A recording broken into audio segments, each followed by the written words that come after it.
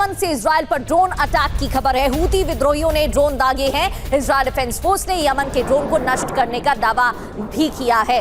तो यमन से ड्रोन दागे गए, इजराइल पर ड्रोन अटैक की खबर। हूती विद्रोहियों ने ये ड्रोन दागे हैं, तो इजराइल डिफेंस फोर्स ने यमन के ड्रोन को नष्ट करने का दावा भी किया। और इधर ईरान के करज शहर पर हमले का वीडियो भी सामने आया है। दरअसल शहर के आसमान में उड़ते दिखे फाइटर जेट। ईरान ने एक्टिव किया एयर डिफेंस सिस्टम। शहर के आसमान में फाइटर जेट उड़ते हुए नजर आए हैं। ये देखिए तस्वीरें, ये सफेद घेरे के जरिए आपको दिखाने की कोशिश भी कर रहे हैं। इन हमलों के बाद ईरान ने एयर डिफेंस सिस्टम को एक्टिव किया है। ईरान पर इजराइल के भीषण हमलों का एक और वीडियो आपको दिखाते हैं। हमले से हुए धमाकों से इलाका दहल गया है। इजराइल डिफेंस फोर्स स्ट्राइक में ईरानी डिफेंस सिस्टम तबाह, मिसाइल इंटरसेप्टर का जखीरा भी नष्ट किया गया है। आईडीएफ हमलों में, अब ये सैटेलाइट तस्वीरें आपको दिखा रहे हैं, इन हमलों में तबाही का मंजर देखने को मिल रहा है। ईरानी डिफेंस सिस्टम को तबाह किया गया, लगातार दावे भी किए जा रहे हैं और उन्हीं की ये तस्वीरें। आईडीएफ ने हमला किया, ईरानी डिफेंस सिस्टम को तबाह किया गया है। ये देखिए, अब 3 अहम बड़ी खबरें टीवी स्क्रीन पर आपके सामने होंगी। ये देखिए, यमन से इजराइल पर ड्रोन अटैक। हूती विद्रोहियों ने ये ड्रोन दागे हैं। हालांकि आईडीएफ की तरफ से दावा किया गया कि इनमें से कई ड्रोन को हवा में ही नष्ट किया गया, इंटरसेप्ट किया गया। इधर ईरान के करज शहर पर हमले का वीडियो भी सामने आया है। ईरान पर इजराइल के भीषण हमले का भी वीडियो आपके सामने। इधर लेबनान में फिर इजराइल के हमले जारी हैं और इजरायली सेना की तार में बमबारी। तार शहर जहां सबसे ज्यादा हमले किए गए हैं, हिजबुल्लाह के ठिकानों पर प्रहार।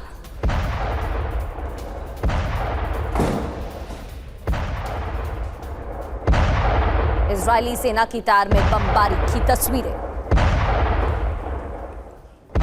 तो लेबनान में इजराइल के हमले जारी हैं और दक्षिण लेबनान में इजराइल डिफेंस फोर्स के कई हमले हुए हैं। हिजबुल्लाह के ठिकानों पर बमबारी की ये तस्वीरें।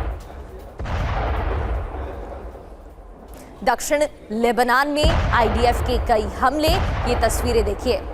आईडीएफ का दावा कि हिजबुल्लाह के ठिकानों पर बमबारी की जा रही है। हिजबुल्लाह के ठिकानों पर एयर स्ट्राइक। लेबनान में और बड़े हमलों की आशंका बढ़ गई है क्योंकि इजराइल ने तायर में चेतावनी जारी कर दी है। तायर के लोगों से शहर खाली करने को कहा है और इस चेतावनी के बाद आशंका तो यही जताई जा रही है कि आने वाले वक्त में क्या इजराइल और बड़े पैमाने पर हमले कर सकता है। ज़हरानी नदी के उत्तर में जाने की अपील की गई है।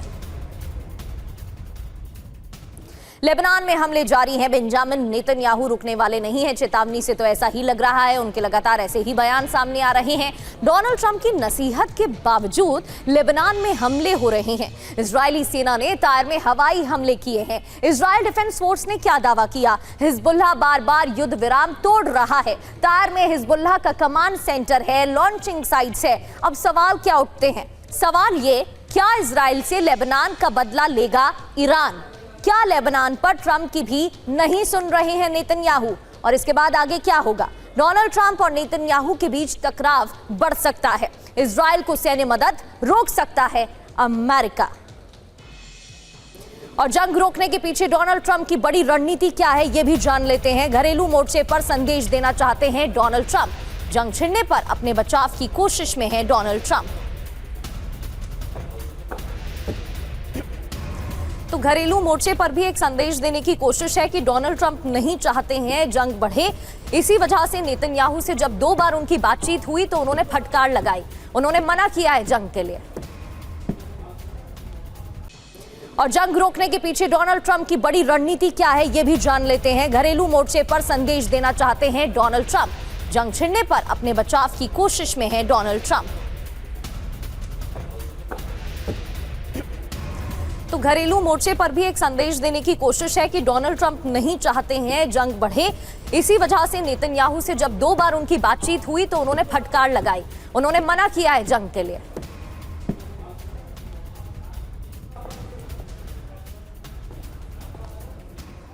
तो इजराइल को धमकी देकर ट्रंप ने जंग से रोकने की बात कही है। 2 बार उनसे बात हुई तो ये वार्निंग दी गई है। ट्रंप की नेतन्याहू को फाइनल वार्निंग। डोनाल्ड ट्रंप ने क्या कहा है? सावधान रहो, नहीं तो अकेले पड़ जाओगे। मुझे नहीं लगता इजराइल फिर हमला करेगा। 5 देशों ने नेतन्याहू को रोकने की अपील की थी। ईरान ने भी इजराइल को रोकने के लिए कहा है। इजराइल हमला नहीं करेगा तो ईरान जंग रोक देगा। डोनाल्ड ट्रंप के बयान के क्या मायने हैं?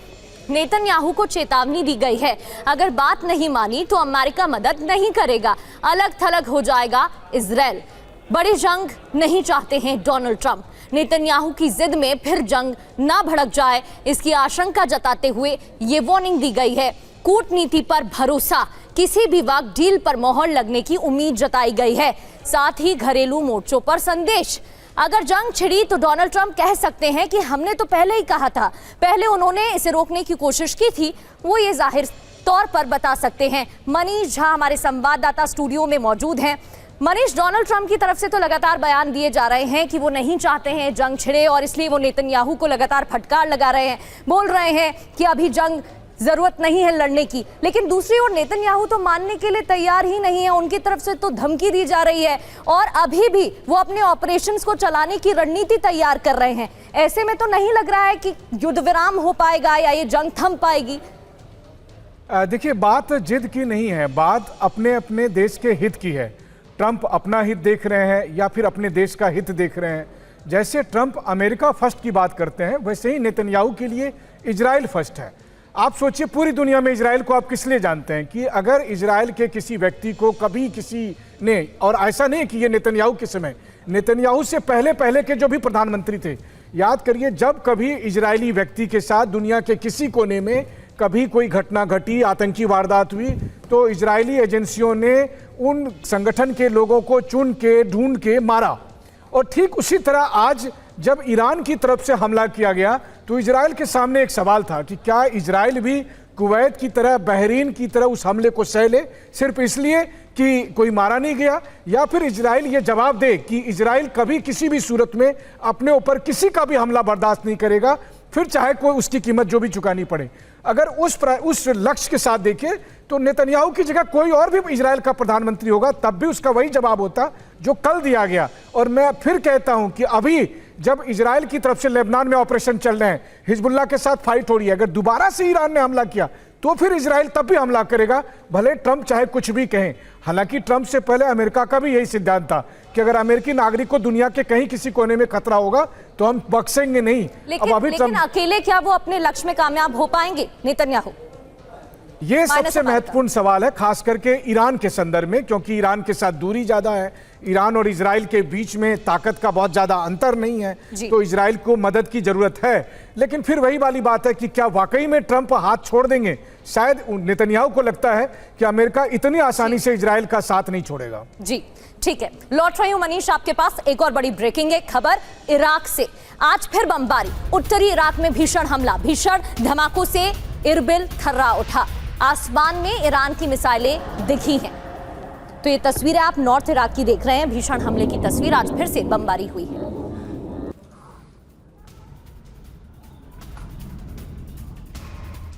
और उत्तरी इराक के इरबिल में एक और हमले की तस्वीर। कुर्दिश मुख्यालय पर बमबारी की गई है, मिसाइल और ड्रोन से हमला किया गया। कुर्दिश मुख्यालय की इमारत तबाह की गई है। कुर्दिश मुख्यालय पर बमबारी की तस्वीरें, मिसाइल और ड्रोन से हमला किया गया। और हॉर्मुज के पास अमेरिका का Apache helicopter crash, 2 crew member को सुरक्षित बचाया गया है। हादसे की वजह अभी तक स्पष्ट नहीं है, अभी तक साफ नहीं हो पाया है कि हेलीकॉप्टर क्रैश कैसे हुआ, क्या कोई तकनीकी खराबी थी, लेकिन 2 क्रू मेंबर को सुरक्षित बचा लिया गया है। और एक और बड़ी खबर, अपाचे हेलीकॉप्टर क्रैश पर डोनाल्ड ट्रंप ने बयान भी दिया है। हेलीकॉप्टर हादसे की रिपोर्ट जारी होगी, अभी अपाचे हादसे की जांच चल रही है। इधर हॉर्मुज में ऑपरेशन अपाचे की क्या डिटेल्स मिल रही हैं, क्या जानकारी है? बड़ी खबर यह है कि स्ट्रेट ऑफ हॉर्मुज के पास अमेरिकी AH-64 अपाचे दुर्घटनाग्रस्त। सवाल क्या है, क्या ईरान के हमले के बाद अपाचे क्रैश हुआ? क्या ईरान की तरफ से अटैक किया गया था? क्या किसी गड़बड़ी की वजह से यह हेलीकॉप्टर हादसा हुआ है? दावा क्या किए जा रहे हैं? हेलीकॉप्टर पर फायरिंग हुई या नहीं, जांच चल रही है। अपाचे में तकनीकी खामियों की भी जांच हो रही है। हॉर्मुज में यूएस की तैनाती आपको बताते हैं एक एक कर क्या तैनाती की गई है। अपाचे हेलीकॉप्टर के अलावा MQ-9 रीपर ड्रोन तैनात हैं, F-15 फाइटर जेट की तैनाती है, F-35 लड़ाकू विमान की उड़ान भरने की तस्वीरें भी हमने आपको दिखाई थी। और जरूरी बात यह है कि हॉर्मुज स्ट्रेट में नाकाबंदी पर यूएस और ईरान में टकराव अभी भी बरकरार है। न्यूयॉर्क टाइम्स के हवाले से ये जानकारी आपको दे रहे हैं। इधर ईरान से वार्ता पर डोनाल्ड ट्रंप ने दावा किया है। ईरान के साथ अभी भी वार्ता जारी है, ये ट्रंप की तरफ से कहा गया है। हॉर्मुज में नाकाबंदी पूरी तरह लागू है। नाकाबंदी से ईरान को भारी नुकसान हो रहा है। तो वार्ता को लेकर ईरान की यूएस को चेतावनी भी है। ईरान को वार्ता टूटने का कोई डर नहीं है। ईरानी संसद के स्पीकर कालीबाफ ने धमकी दी है, जंग और कूटनीति साथ साथ चलनी चाहिए। कालीबाफ की तरफ से कहा गया, ईरान को वार्ता टूटने का कोई डर नहीं है। इजराइल पर प्रहार सैन्य शक्ति का प्रमाण, कालीबाफ की तरफ से क्या कहा गया है, क्या चेतावनी दी गई है, ये आपको बताते हैं। यूएस से वार्ता बंद होने से हमें कोई डर नहीं है, ये कहा गया। सैन्य कार्रवाई से हमने अपनी ताकत दिखा दी है। हमने इजराइल को बैरूत पर हमले से रोका है। युद्ध और कूटनीति साथ साथ चलना जरूरी है। इसका मतलब क्या है? लक्ष्य के लिए बातचीत और सैन्य शक्ति जरूरी है। वार्ता को तैयार, लेकिन धमकी से डरते नहीं हैं, ये कहा जा रहा है। बड़ी खबर यह कि डोनाल्ड ट्रंप की धमकी के बाद नेतन्याहू का बयान भी सामने आया है। ईरान को परमाणु बम नहीं बनाने देंगे, यह कहा गया। हिजबुल्लाह के खिलाफ ऑपरेशन खत्म नहीं हुआ है और इजराइल काट्स ने भी चेतावनी दी है। हिजबुल्लाह ने हमला किया तो करारा जवाब दिया जाएगा।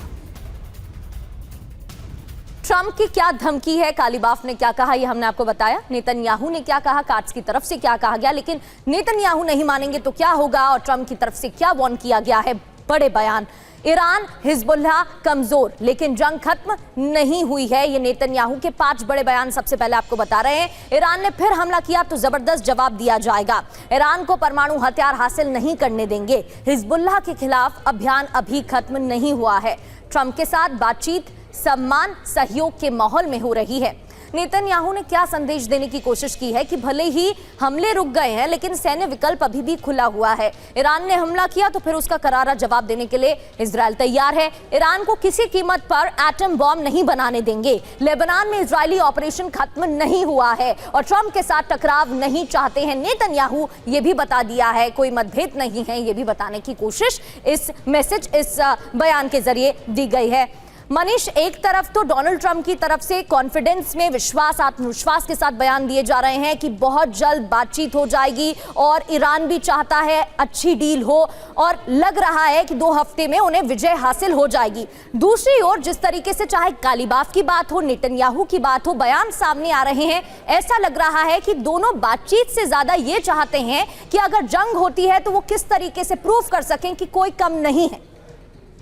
बिल्कुल, देखिए अभी हमने प्रेसिडेंट ट्रंप का एक बयान सुनाया, लेकिन उस बयान से पहले रिपोर्टर ने उनसे ये सवाल किया था कि क्या आपने इजराइल को रोका था हमला करने, तो उन्होंने कहा नहीं, मैंने रोका नहीं था, मैंने कहा जो भी करना है थोड़ा जल्दी कर लेना। तो अब आप सोचिए कि ट्रंप कैसे पलट गए, जो कह रहे थे कि हमने नेतन्याहू पर दबाव बनाया। यही इजराइल और ईरान के, अमेरिका के बीच की रिलेशनशिप की हकीकत है। अब ईरान इस बात को समझता है, ईरान से बेहतर कोई नहीं समझता कि अमेरिका और इजराइल के बीच रिश्ता कितना गहरा है।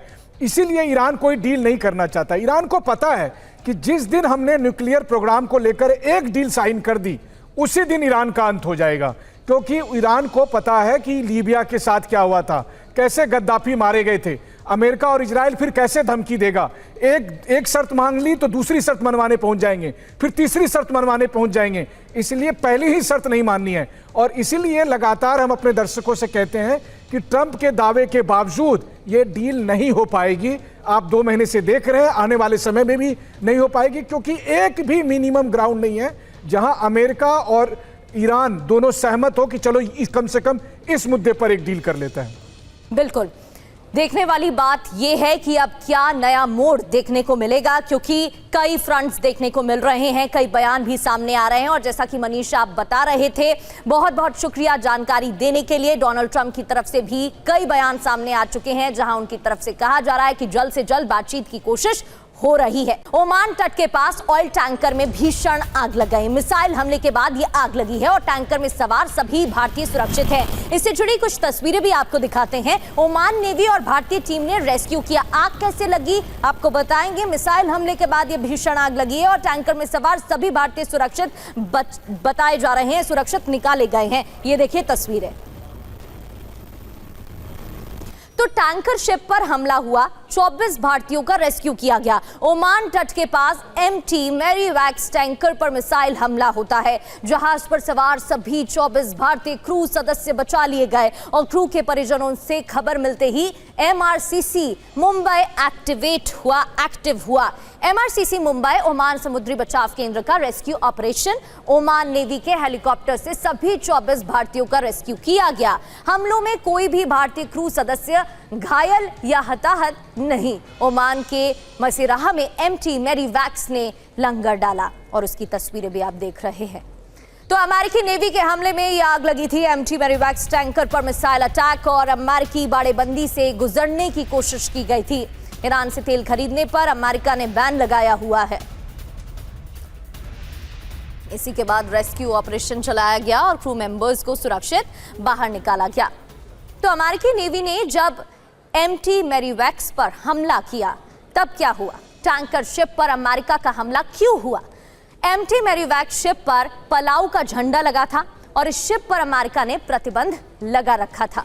ओमान की खाड़ी से गुजरने के दौरान मिसाइल अटैक होता है और मिसाइल हमले के बाद टैंकर शिप पर आग लगी। ईरान से तेल खरीदने पर लगे प्रतिबंधों का उल्लंघन किया था। पहले 3 बार अमेरिकी नाकाबंदी से गुजरने की कोशिश की गई थी और चौथी बार नाकाबंदी के बीच गुजरने की कोशिश जब हुई तब हमला कर दिया गया। उसी की तस्वीरें हमने आपको दिखाई, जिसके बाद रेस्क्यू ऑपरेशन चलाया गया। पाकिस्तान सेना की बेरहमी का सबसे नया सबूत आपको दिखाते हैं।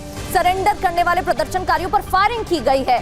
पाकिस्तानी सैनिकों ने ताबड़तोड़ फायरिंग की। तो JAC कार्यकर्ताओं ने भागकर जान बचाने की कोशिश की। ये देखिए तस्वीरें। ये तस्वीरें सबूत हैं किस तरीके से बर्बरता बरती गई है। ये वो प्रदर्शनकारी हैं जो निहत्थे थे और उन्होंने सरेंडर किया था, लेकिन उन पर फायरिंग की गई पाकिस्तानी सुरक्षा बलों की तरफ से। पाकिस्तानी सेना की बेरहमी का एक और सबूत।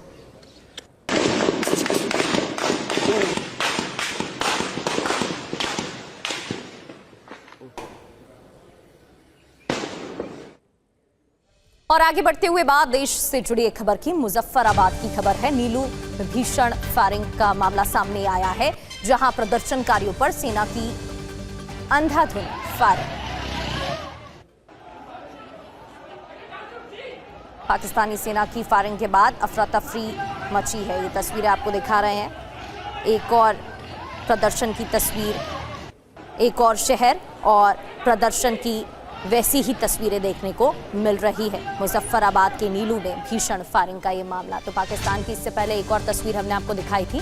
POK में प्रदर्शनकारियों पर फायरिंग की गई है। रावलकोट में प्रदर्शनकारियों पर फायरिंग का ये मामला। पुलिस फायरिंग में 11 लोगों की मौत हो गई और झड़प में 70 से ज्यादा प्रदर्शनकारी घायल बताए जा रहे हैं।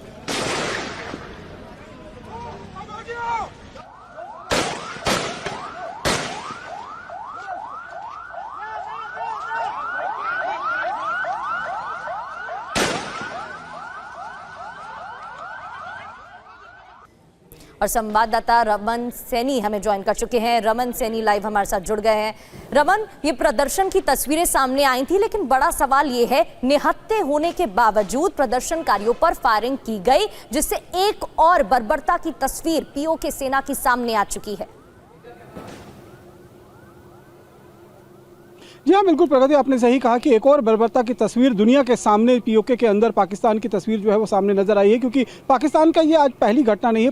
पाकिस्तान का इतिहास हमेशा से रहा है कि जब जब वहाँ पर मूलभूत अधिकारों की मांग को लेकर आंदोलन हुए हैं तो उस आंदोलन को कुचलने के लिए इसी तरीके की बर्बरता जो है वो देखने को मिल रही है। आज की भी तस्वीर आप देखें, जो भिंबर से मीरपुर की तरफ आंदोलनकारी मार्च कर रहे थे, उन निहत्थों के ऊपर सड़कों के ऊपर अंधाधुंध फायरिंग की गई है। मुजफ्फराबाद में फायरिंग हुई है। बाग, पलंदरी, धीरकोट का जो इलाका है, वहां पर फायरिंग की घटनाएं जो है वो सामने आ रही हैं। आज का दिन जो है वो बेहद ज़्यादा निर्णायक हो सकता है, क्योंकि जिस तरीके से ज्वाइंट अवामी एक्शन कमेटी की तरफ से एक लॉन्ग मार्च मुजफ्फराबाद की तरफ करने का आह्वान जो है वो किया गया था, जो 11 तारीख को सभी आंदोलनकारी मुजफ्फराबाद पहुंचेंगे। इसी आंदोलन को और इसी लॉन्ग मार्च को कुचलने के लिए भारी भरकम, चाहे वो पुलिस बल का तैनाती वहां पर की गई, चाहे वो रेंजर्स हो, पाकिस्तानी रेंजर्स हो, पाकिस्तानी फ्रंटियल कोर्स के जो जवान हैं उनको उसमें लगाया गया है, इस्लामाबाद पुलिस को वहां लगाया गया है, पंजाब प्रांत की पुलिस तो ऑलरेडी वहां पर मौजूद है। तो लगातार इस पूरे आंदोलन को कुचलने की कोशिश की जा रही है। जो लोग कंपैरिजन करते हैं जम्मू कश्मीर जो भारत का हिस्सा है और पीओके के हिस्से में, आज अगर आप देखें तो जम्मू कश्मीर के अंदर किस तरीके से जोजिला टनल जैसी महत्वाकांक्षी जो परियोजना है उसको अमली जामा जम्मू कश्मीर के अंदर पहनाया जा रहा है। वहीं पिछले 4 सालों का इतिहास आप पीओके में देखें, जो पाकिस्तान के कब्जे वाला जम्मू कश्मीर का इलाका है, वहां पर किस तरीके से दमनकारी नीति आज भी पाकिस्तान की सेना, पाकिस्तान की फोर्सेस, पाकिस्तान की सरकार की लगातार जारी है। क्योंकि 2023 में हमने देखा कि किस तरीके से वहां आंदोलन हुआ, 2024 में जो है वो रोज आटा, दाल, बिजली, पानी के लिए वहां पर सड़कों पर लोग उतरे, और उसके बाद 2025 के सितंबर से अक्टूबर के बीच में जिस तरीके से प्रदर्शन देखा गया, पुलिस के साथ सीधा टकराव हुआ, और 2026 में भी तस्वीर कुछ बदली नहीं है। वही तस्वीर एक बार फिर बदलती हुई वही तस्वीर जो है वो दिखाई दे रही है। खाली कुछ इलाके चेंज हुए हैं लेकिन तस्वीरें सेम नजर आ रही हैं। तो ये आप समझ सकते हैं कि किस तरीके से पाकिस्तान के अंदर लगातार दमनकारी नीतियों के चलते वहां की आवाम जो है वो अपने मूलभूत अधिकारों के लिए लगातार जद्दोजहद कर रहे हैं, और उनको मिल रहा है उस आंदोलन के बदले में गोलियां। और अब तक करीबन 12 लोगों की जान जो है वो जा चुकी है, जिसमें 8 आंदोलनकारी हैं और 4 पुलिसकर्मी जो है, जो सुरक्षा कर्मी है, वो बताए जा रहे हैं। आज भी प्रदर्शन की तैयारी, और बिल्कुल ठीक आपने कहा है, मुनीर की सेना की ये तस्वीरें सामने आई हैं, किस तरीके से निहत्थे प्रदर्शनकारियों पर फायरिंग की गई है। बहुत बहुत शुक्रिया रमन सैनी, आपको जानकारी दे रहे थे। मुजफ्फराबाद की ये तस्वीरें आप देख रहे थे। पीओके में शहबाज सरकार के खिलाफ प्रदर्शन और मकबूल भट्ट शहीद चौक पर जुटे प्रदर्शनकारी। शहबाज सरकार के खिलाफ नारेबाजी की गई है। पाकिस्तानी सेना ने आंसू गैस का इस्तेमाल भी किया है। पीओके में शहबाज सरकार के खिलाफ प्रदर्शन की एक और तस्वीरें आपको दिखा रहे हैं, ये देखिए। इधर मुजफ्फराबाद में प्रदर्शनकारियों की भीड़ जुटी, सड़क पर हजारों की संख्या में प्रदर्शनकारी जुटे हैं। बड़ी संख्या में प्रदर्शनकारी एकत्रित होकर नारेबाजी करते हुए नजर आए, विरोध जताते हुए दिखाई दिए।